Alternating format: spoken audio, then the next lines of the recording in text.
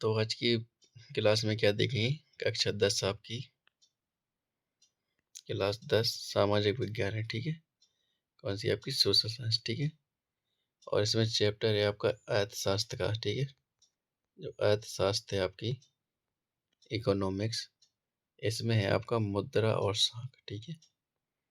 इससे क्वेश्चन आपके पूछे जाते हैं, तो आज इसको देखेंगे, ठीक है? इसमें जो इम्पोर्टेंट है आपकी वार्षिक के लिए, ठीक है? 2024-25 आपके पेपर में इसको देखने को मिलेंगे, ठीक है? तो इसको अच्छे से समझना। आगे बढ़ते हैं।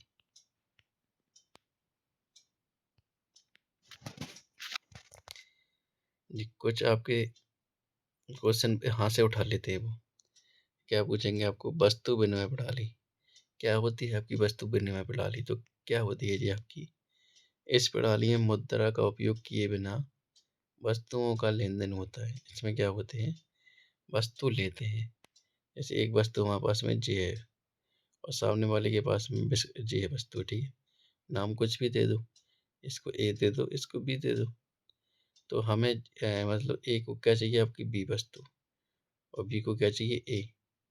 तो ये क्या है? आपकी वस्तु विनिमय प्रणाली, मतलब इसको उसकी चीज़ मिल जाएगी और उसको क्या मिल जाएगी? इस सामने वाले की चीज़। तो ये हो जाएगा आपका वस्तु विनिमय प्रणाली, ठीक है? वस्तु विनिमय प्रणाली। नेक्स्ट है आपकी आवश्यकता का दोहरा सहयोग। क्या होता है? आवश्यकता का दोहरा सहयोग। ये क्या होता है आपका? विनिमय में दोनों पक्ष एक दूसरे से चीज़ खरीदने और बेचने में सहमति रखते हो। मतलब सामने वाला क्या करो, हमको खरीदना है और हमको बेचना है। तो वस्तु विनिमय प्रणाली में आवश्यकताओं का दोहरा सहयोग होना आवश्यक है। इसमें क्या होता है? आपकी वस्तु विनिमय प्रणाली में आवश्यकताओं का दोहरा सहयोग होना आवश्यक, मतलब एक दूसरे की चीज़ के सामने वाले को चाहिए। जैसे इसमें दोनों पक्ष एक दूसरे से चीज़ खरीदने और बेचने पर सहमति रखते हैं, ठीक है? तो ये हो जाता है आपका आवश्यकताओं का दोहरा सहयोग। अब नेक्स्ट है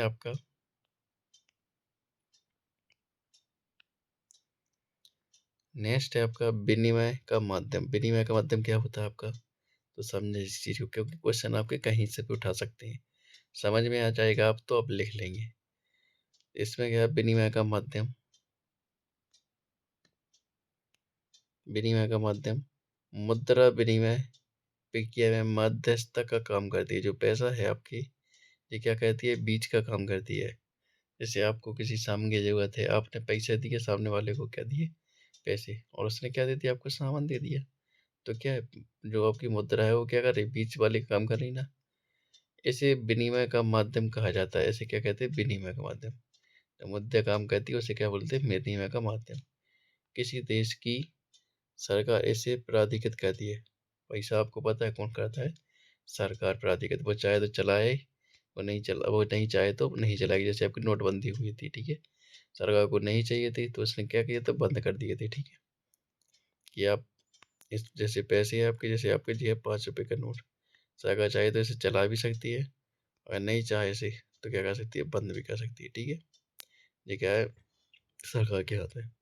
अब मुद्रा का उपयोग क्या होता है? ये पूछ लेता है, ध्यान रखना इस चीज़ को। तो देखते हैं मुद्रा क्या उपयोग होता है। तो मुद्रा यानी पैसे, जो आप पैसे लिए रहते हैं, जैसे 1 रुपये, 2 रुपये, 5 रुपये, ये सब। तो क्या है आपका? मुद्रा का उपयोग ने एक प्रकार की चीज़ खरीदने और बेचने में किया जाता है। आप चीज़ खरीदते और बेचते हैं ना मुद्रा से। तो पहले तो इसका काम यही है, ठीक है? और दूसरा क्या है आपका?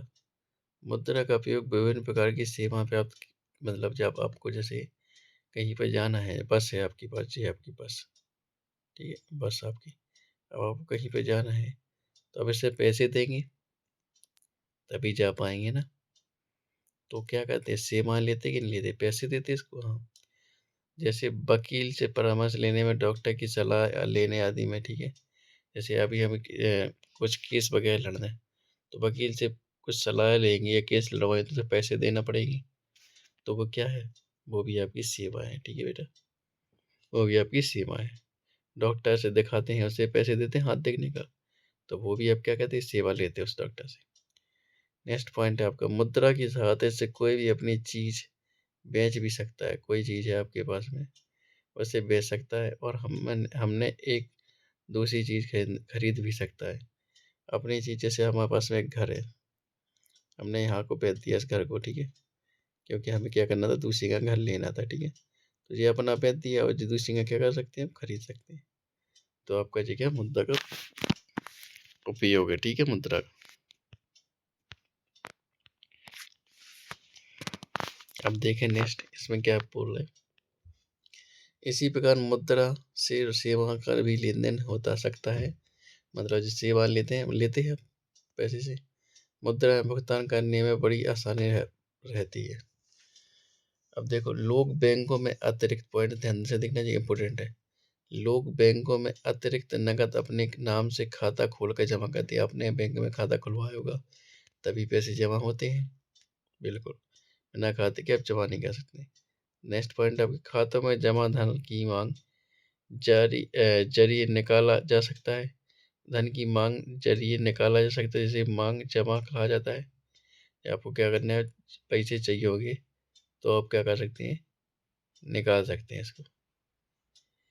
नेक्स्ट पॉइंट है आपका, चेक एक ऐसा कागज है जो बैंक किसी के खाते से चेक पर लिखे नाम के किसी दूसरे व्यक्ति को एक खास रकम भुगतान करने का आदेश देता है। जैसे मैंने एक चेक दिया सामने वाले को 100 रुपये का, तो इसमें क्या कर दूंगा, उसका नाम लिख दूंगा, ठीक है। तो ये पैसे उसके अकाउंट में डल जाएंगे, ठीक है।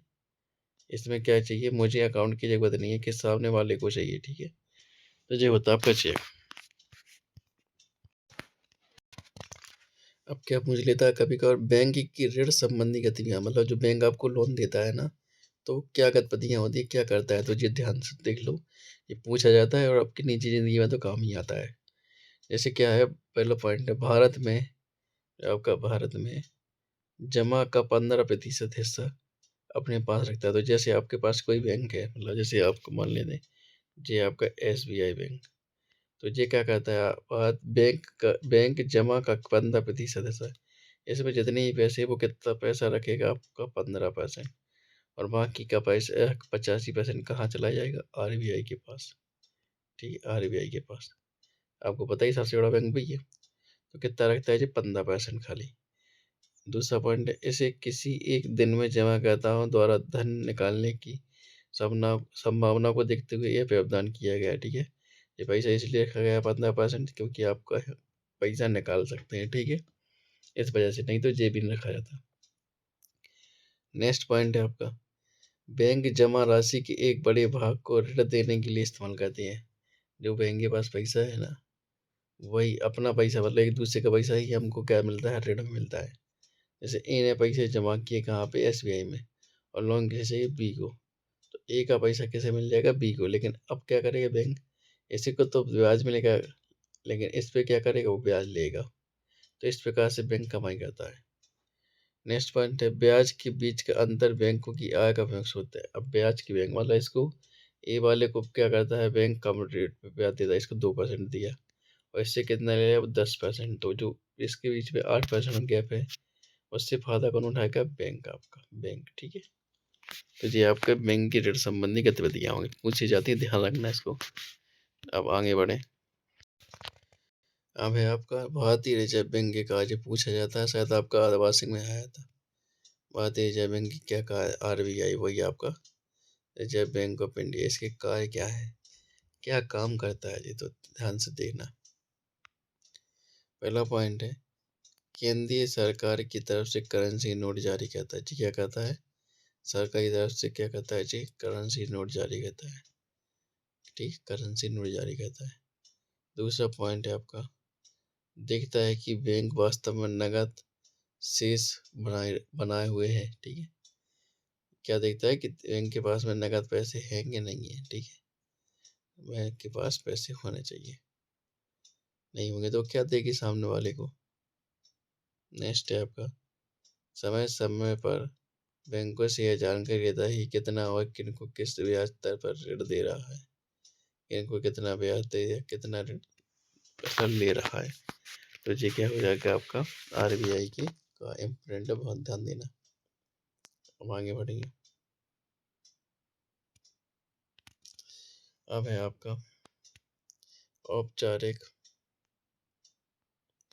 औपचारिक क्षेत्र में साख, क्या है? औपचारिक क्षेत्र में साख क्या है आपका औपचारिक क्षेत्र में साख, ठीक है। जी क्या होता है आपका औपचारिक क्षेत्र में साख, तो ध्यान दे इस चीज को। इसमें क्या होता है आपका बेटा, साहूकार जानते हैं ना, जहाँ पे आप जैसे गाँव में पैसे ले लेते सामने वाले से, तो वो जैसे ब्याज पे देते हैं ना, वो साहूकार बोलते हैं उन्हें। व्यापारी, व्यापार करते हैं जो मालिक, रिश्तेदार, दोस्त इत्यादि ऋण उपलब्ध कराते हैं। जो अनौपचारिक क्षेत्र में साख क्या है आपका, साहूकार, व्यापारी, मालिक, रिश्तेदार, दोस्त आदि। ऋणदाताओं की गतिविधियों की देखरेख करने वाली कोई संस्था नहीं है। जो ऋण का काम करती है उनकी कोई देखरेख के लिए संस्था नहीं है। ऋणदाता एक क्षेत्रों पर ऋण देते हैं, जो कौन से अनौपचारिक क्षेत्र वाले, ठीक है। अनौपचारिक क्षेत्र वाले ये क्या करते हैं, अपने मन के हिसाब से ऋण ब्याज देते हैं, मतलब ऋण लेंगे अपने से, नाजायज तरीके से अपना ऋण वापस लेंगे और क्या करेंगे, कूट कूट के पैसे वापस ले लेंगे। तो क्या है जी, अनौपचारिक साख, ठीक है। तो क्या है आपका चेक, पूछ लेता है आपका, ठीक है, चेक क्या होता है। तो क्या लिखेंगे आप, चेक आमतौर पर कागज का एक ऐसा टुकड़ा है, ठीक, किसका होता है, कागज का, जो धन के भुगतान का आदेश देता है। जो क्या देता है, धन के भुगतान की, हाँ धन दे दो। चेक लिखने वाला व्यक्ति जिसे निर्माता कहते हैं, क्या बोलते हैं उसे, निर्माता। उसका आमतौर पर एक ना जमा खाता होता है, उसका क्या होता है, आमतौर पर जमा खाता होता है। एक मांग खाता जहाँ उसका धन जमा होता है, ठीक है। क्या होता है, एक मांग खाता जहाँ पर उसका धन जमा होता है।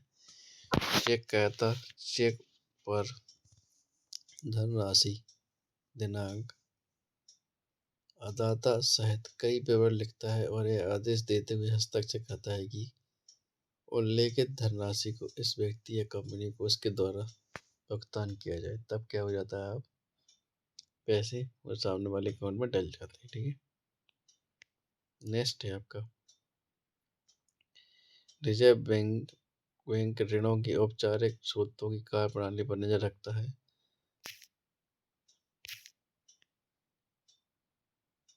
क्या करता है, नजर रखता है, कहाँ, हाँ भैया ध्यान रखता है जी। क्वेश्चन ऊपर पड़ा था, रिजर्व बैंक ऋणों के औपचारिक स्रोतों की कार्यप्रणाली पर नजर रखता है और बैंक औपचारिक ऋण देने का मुख्य स्रोत है, इसलिए रिजर्व बैंक उन पर अनेक ढंग से नजर रखता है। तो सबसे पहले क्या देखेंगे, रिजर्व बैंक की प्रणाली क्या होती है, प्रणाली क्या कैसे करता है, तो देखते हैं। पूछे आते जी, कुछ ध्यान देना।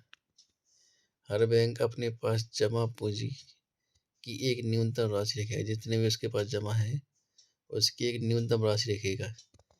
रिजर्व बैंक इस बात पर ध्यान रखता है कि प्रत्येक बैंक ने मतलब नगद राशि अपने पास रखी है कि नहीं रखी। राशि सामने वाले ने रखी, बैंक ने की रखी, ठीक है। तो ये बैंक कौन देखता है, आरबीआई। रिजर्व बैंक, दूसरा पॉइंट है आपका, रिजर्व बैंक इस बात पर भी ध्यान रखता है कि बैंक केवल लाभ कमाने वाली, मतलब पैसे में पैसा ना कमाए, ठीक है, बहुत ज़्यादा ब्याज ले रहा है कुछ भी, तो ये भी ध्यान रखता है। व्यापारियों को ही तो रेंट नहीं दे रही, मतलब जो व्यापारी है उन्हें बस तो नहीं लोन दे रही, बल्कि वे छोटे किसानों, छोटे उद्योग चलाने वाले, छोटे ऋण प्राप्त करने वाले को भी ऋण दे, ताकि वह जन साधारण के कल्याण हो सके, क्या कर सके, सभी को मिले, बड़े आदमी को बस को ना मिले, छोटे आदमी को भी मिले, ठीक है। तो ये भी कौन दिखता है, आरबीआई, ठीक है। नेक्स्ट पॉइंट है आपका, रिजर्व बैंक विभिन्न बैंकों से यह निरंतर जानकारी प्राप्त करता है कि किन किन को कर्ज दे रहे हैं और यह किन दर पर, कि किसी से अन्याय ना हो और कोई ठगा ना जाए, ठीक है। तो ये भी दिखता है किसको ब्याज मिल रहा है, किसको मतलब पैसे दे रहे हैं, किसको नहीं दे रहे, ये सब दिखता है, ठीक है, आरबीआई। नेक्स्ट है आपका पॉइंट,